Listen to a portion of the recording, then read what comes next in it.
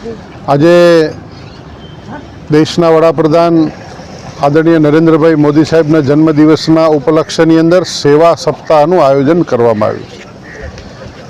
આદરણીય મોદી સાહેબે સમગ્ર દેશની અંદર જ્યારે વડાપ્રધાન તરીકેની જવાબદારી સંભાળી ત્યારથી એમણે સ્વચ્છતાના વિષયને ખૂબ આગ્રહપૂર્વક જીવનમાં અપનાવવા માટે કહ્યું છે। તો એ સ્વચ્છતા સેવાના માધ્યમ માટે આજે માંડવીની સરકારી હોસ્પિટલમાં અહીંયા પટાંગણમાં સ્વચ્છતાનો કાર્યક્રમ કરવામાં આવ્યો છે।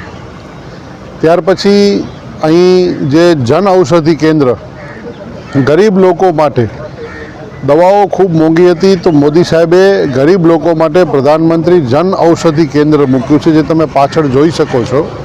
એ જન ઔષધિ કેન્દ્રને પણ 1 વર્ષ થયું છે, એની મુલાકાત લીધી છે। ત્યાં ખૂટતી દવાઓ માટે પણ સંપર્ક કરી અને ખાસ કહ્યું છે। ઇન્સ્યુલિનના ઇન્જેક્શન માટે મારી પાસે વાત આવી હતી કે ઇન્સ્યુલિનના ઇન્જેક્શનો ગરીબ લોકોને મળવામાં મુશ્કેલી થઈ રહી છે, તો એની પણ વાત કરી છે અને અધિકારીઓને કહીને એની વ્યવસ્થા કરવા માટે કહ્યું છે।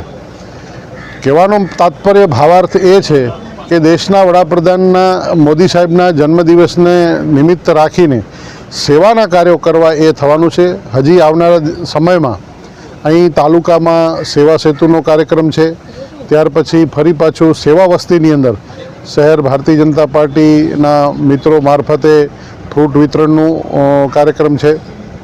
નગરપાલિકાના માધ્યમથી માંડવી નગરપાલિકાના માધ્યમથી અર્બન ફોરેસ્ટ એટલે વૃક્ષારોપણનો કાર્યક્રમ પણ છે। આમ વિવિધ સ્તરીય વિવિધ આયામથી માનનીય વડાપ્રધાન નરેન્દ્રભાઈ મોદી સાહેબના જન્મદિવસને સેવા અને લોકોની સુખાકારીમાં વૃદ્ધિ થાય એના માટેના આજના આ કાર્યક્રમમાં છે।